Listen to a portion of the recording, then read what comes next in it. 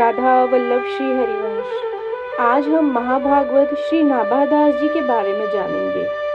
भक्तमाल महाभागवत श्री नाभादास जी महाराज जी की रचना है। जैसा कि इसके भक्तमाल नाम से ही स्पष्ट है कि यह ग्रंथ भक्तों के परम पवित्र चरित्र रूपी पुष्पों की एक परम रमणीय माला के रूप में गुम्फित है और इस सरस सौरभमयी तथा कभी भी गलान न होने वाली सुमन मालिका को परमात्म प्रभु श्री हरि नित्य निरंतर अपने श्रीकंठ में धारण किए रहते हैं।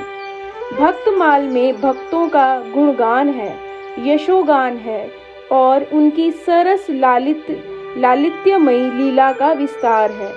भगवान और भक्त का कैसा संबंध होना चाहिए, इसका निदर्शन हमें भक्तमाल ग्रंथ के श्रवण मनन और पठन से भली भांति ज्ञान होता है। भक्तमाल के श्रवण मनन से शुष्क हृदय सरस हो जाता है और सरस हृदय में सदा के लिए भक्ति की लहरें आंदोलित होती रहती हैं। यही कारण है कि श्रीमद् भागवत तथा श्री राम कथा के प्रवक्ता आचार्य गण भक्तमाल के भक्तों का दृष्टांत देकर सांगोपांग भक्ति रसों को संपुष्ट करते हैं। अब हम श्री नाभादास जी का चरित्र पढ़ेंगे। श्री नाभादास जी का जन्म प्रशंसनीय हनुमान वंश में हुआ था। आश्चर्यजनक एक नई बात यह जानिए कि ये जन्म से ही नेत्रहीन थे। जब इनकी आयु 5 वर्ष की हुई, उसी समय अकाल के दुख से दुखित माता इन्हें वन में छोड़ गई। माता और पुत्र दोनों के लिए यह कितनी बड़ी विपत्ति थी, इसे आप लोग सोचिए।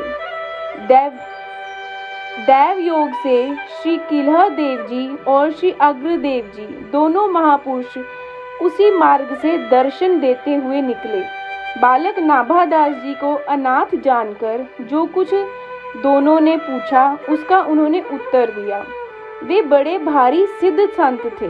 उन्होंने अपने कमंडलू से जल लेकर नाभाजी के नेत्रों पर छिड़क दिया।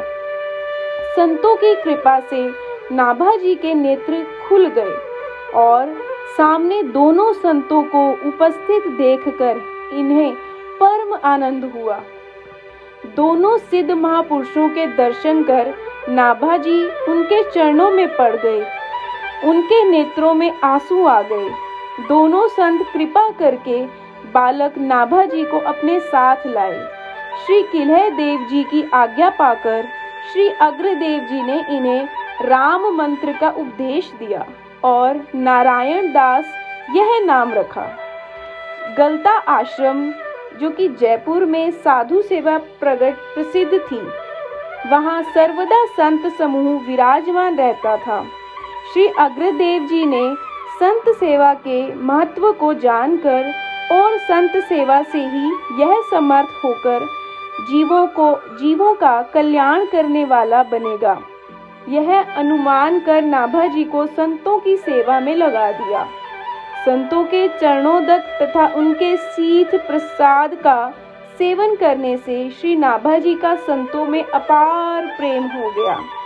इन्होंने भक्ति रस की रीतियां जान ली। इससे इनके हृदय में अद्भुत प्रेमानंद छा गया।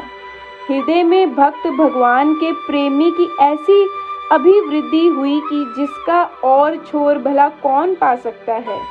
इस प्रकार जैसे श्री नाभाजी मूर्तिमान भक्ति के स्वरूप हुए, वैसे ही सुंदर वाणी से इन्होंने भक्तमाल में भक्तों के चरित्रों को गाया है। श्री नाभादास जी की जय हो। राधा वल्लभ श्री हरिवंश।